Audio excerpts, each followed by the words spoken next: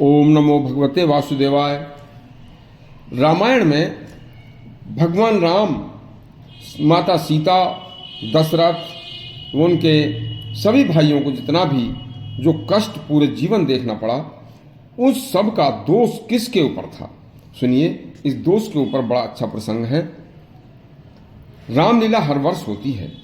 भगवान राम के अति उत्तम चरित्र पर लिखी गई रामायण में जितने भी कष्टमय दुखदायी क्षण आए थे, उन सभी कष्टों का कारण राजा दशरथ, कैकेयी, राम, लक्ष्मण, भरत, शत्रुघ्न, सीता, गुरु वशिष्ठ ने किसे दोषी माना था? सुनिए, मां कैकेयी ने श्री राम को वनवास दिलवाया था, लेकिन श्री राम ने कैकेयी को दोषी नहीं माना।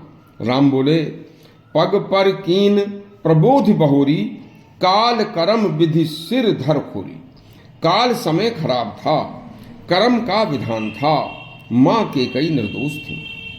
नंबर 2, माता सीता ने पूर्व जन्म में किए कर्मों को दोषी माना और सीता बोली, तब जान की सासु पग लागी, सुनिए माय में परम अभागी। तजब क्षोभ जनि छाण ये होऊ, कर्म कठिन कछु दोष न मोहू। उन्होंने भी बस अपने भाग्य को और कर्म को ही इसका दोषी माना है। नंबर 3 पर लक्ष्मण जी ने कर्म को ही दोषी माना और बोले, काहु न को सुख दुख करदाता, निज कृत कर्म भोग सबु भ्राता। लक्ष्मण जी बोले, हे भ्राता, सुख और दुख देने वाला कोई नहीं है, स्वयं के किए हुए कर्मों का फल ही सुख और दुख देता है। नंबर 4 पर माता कौशल्या ने भी काल व कर्मों को ही दोषी माना है।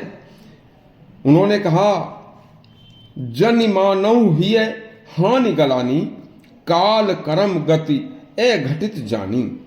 उन्होंने कहा कि किसी के दुख में किसी का कोई दोष नहीं है, केवल अपने अच्छे और बुरे कर्मों का ही जो समय है उसी का दोष है। नंबर 5 पर लक्ष्मण जी की माता सुमित्रा ने विधाता के विधान को दोषी माना। उन्होंने कहा, सुनी सचोच कहे देवी सुमित्रा, विधि गति बड़ी विपरीत विचित्रा। उन्होंने कहा, हे भगवान, विधाता की गति बड़ी विचित्र है, उसकी गति को किसी ने नहीं जाना, उसी के कारण यह सब कष्ट हुए। नंबर 6 पर भरत जी ने अपने भाग्य को व विधाता के विधान को ही दोषी माना। कहने लगे, भरत जी, सपनेहु दोष ले सुन काहू, मोर अभाग उदध अबगाहू। उन्होंने कहा कि किसी का इसमें कोई दोष नहीं है, स्वप्न में भी किसी का कोई दोष नहीं है। बस परम वचन सुन राउ कहे, दोष न तार लागेऊ, ते ही पिशाच जिम काल कहावत मोर। इसका मतलब यह है कि राजा दशरथ ने भी इसको दोषी अपनी मृत्यु को माना, तो उन्होंने भी किसी को दोष नहीं दिया। गुरु वशिष्ठ ने जो कहा वह भी एक अति विचित्र है। उन्होंने होनहार भावी विधि के विधान को दोषी माना। उन्होंने कहा, सुनहु भरत भावी प्रबल, बिलख कहे मुनिनाथ, हानि लाभ जीवन मरण, जस अपजस विधिहात। उन्होंने कहा, देखो, दुख संबंधी भूलों का वर्णन रामचरितमानस में जैसे आया है वह किसी के हाथ में नहीं है।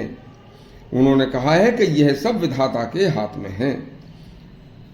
समस्त व्याधि कष्टों की जड़ जो है उसके बारे में उन्होंने कहा है कि मोह सकल व्याधिन करमूला, तिन ते पुन उपजत बहुमूला। भावार्थ यह है कि समस्त व्याधियों का दुखों की जो जड़ है वह अपने समस्त किए हुए कर्म हैं। फिर कहा है, कत विधि सृजी नार जगमाही, पराधीन सपने सुख नाही। मोर दास कहाई अर्ण आशा, करई तो कहूं कहा विश्वासा। बिनु संतोष न काम नसाई, काम अदत्त सुख सपने नाही। समस्त संसार भगवान के विश्वास के चमत्कार का परिणाम है। भगवान के विश्वास में ही समस्त जीवन चक्र छिपा है। भगवान के विश्वास में सावधानी असावधानी प्रतिकूलता व हित अहित सुख दुख छिपा है। इसलिए अपने कर्मों को ध्यान में रखकर जीने वाला स्वयं दुख और सुख को निर्धारण करता है। यदि आपको हमारा प्रसंग अच्छा लगा हो तो हमारा चैनल सब्सक्राइब करें और घंटी दबाएं। धन्यवाद।